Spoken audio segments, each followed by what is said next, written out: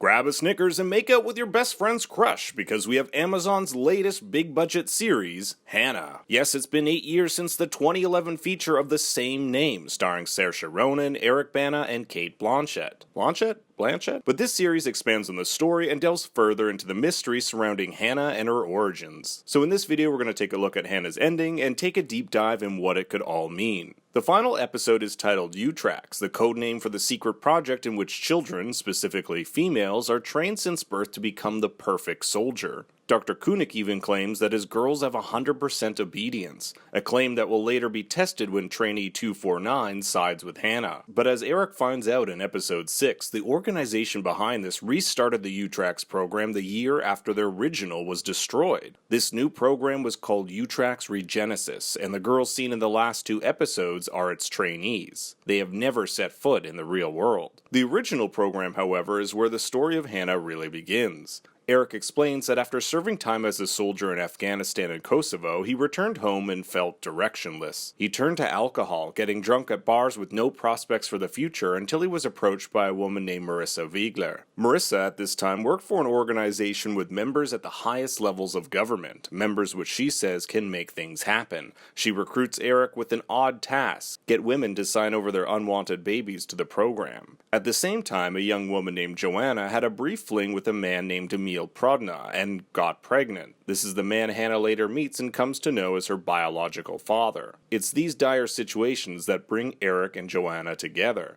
Eric hangs outside abortion clinics, cause, that's normal, and asks the women there for coffee and 20 minutes of their time he hopes he can use to make them reconsider. Oh, and there's probably a substantial amount of money involved. There's a great scene later on when Joanna comes to ask for her baby back, where Eric is interrupted in the middle of one of these coffees with another woman in the process of signing over her baby. During this time, Eric falls in love with Joanna, but this is something we never actually see in the show. Joanna wants her baby back and even threatens to go to the police if she doesn't get her way. Eric decides to take matters into his own hands and uses his skills as an ex-soldier to infiltrate Utrax and take Hanna back. The plan is successful, but after being chased by Marissa and her men, Joanna is killed while escaping, and Eric and Hanna are forced to live in the forest for 16 years in order to avoid being found out by Marissa and the organization. You see, after the Utrax program was compromised, Marissa received instructions to burn down the entire facility, which also meant administering lethal injections to all the babies and disposing of their bodies in the incinerator. This is something that haunts Marissa throughout the show. There are several scenes in which the sounds of crying babies torment her.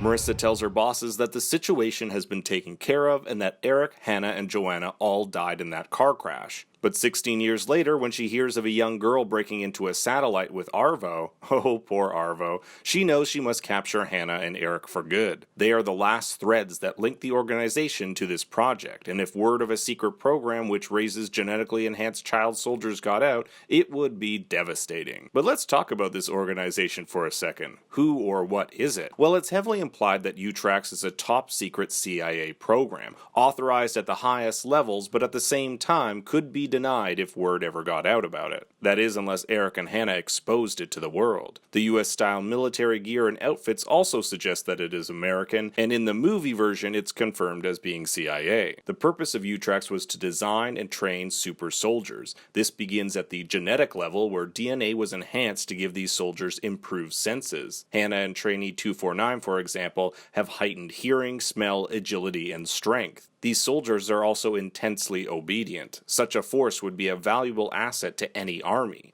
The one thing that's never explained, however, is why only women. Perhaps because women make for less obvious spies. Let me explain. We have an interesting scene in which the girls learn American state capitals and excerpts from the Declaration of Independence, leading me to believe that these girls are being trained to assimilate into American society. Perhaps to spy and take down American citizens. After all, Utrax sounds a lot like U-Track. But with Hanna and 249 escaping and the rest of the girls taken to an unknown base called Wilberforce, we see 2 of the girls share an interesting look. If there is a season 2, we'll likely see these two awaken to their predicament. Eric and Hannah's attempt to save the girls isn't quite successful. Only 249 goes along with Hanna and Eric succumbs to his wounds. His dying words are, "Leave me with her," referring to Joanna, whose grave they visited earlier in the episode. In the final confrontation, Marissa kills Jerome Sawyer, the new leader of Utrax, and tells Hanna that she is a friend.